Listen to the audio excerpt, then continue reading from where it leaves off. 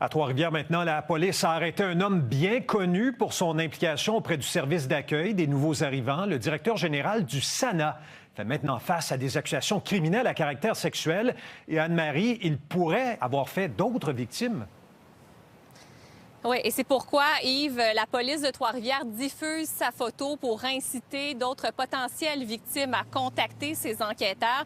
Donc, Ivan Soiza a été arrêté il y a une semaine, a comparu au palais de justice de Trois-Rivières le 26 juin dernier, accusé d'agression sexuelle, de contact sexuel envers une personne d'âge mineur de moins de 14 ans et d'exploitation sexuelle. Donc, vous comprendrez que c'est une nouvelle qui crée une onde de choc dans la communauté trifluvienne auprès des organismes communautaires aussi, surtout que M. Soiza était en poste depuis plus de 18 ans auprès des nouveaux arrivants. Il a également reçu une médaille du lieutenant-gouverneur du Québec pour mérite exceptionnel en 2022.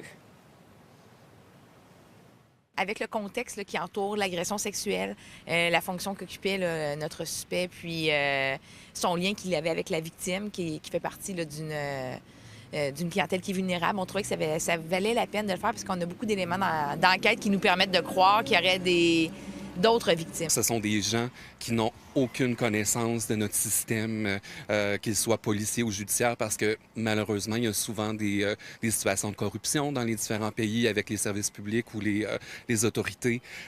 Et aussi, ces personnes-là n'ont pas la connaissance de la langue également pour certaines d'entre elles. Donc, imaginez les facteurs de vulnérabilité.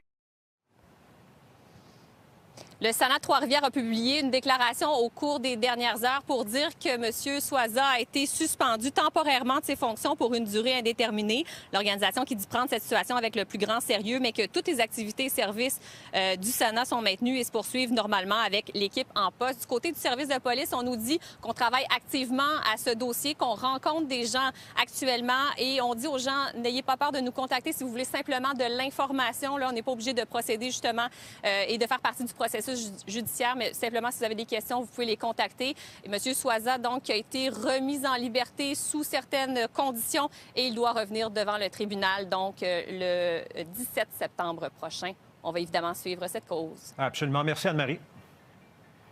Au revoir.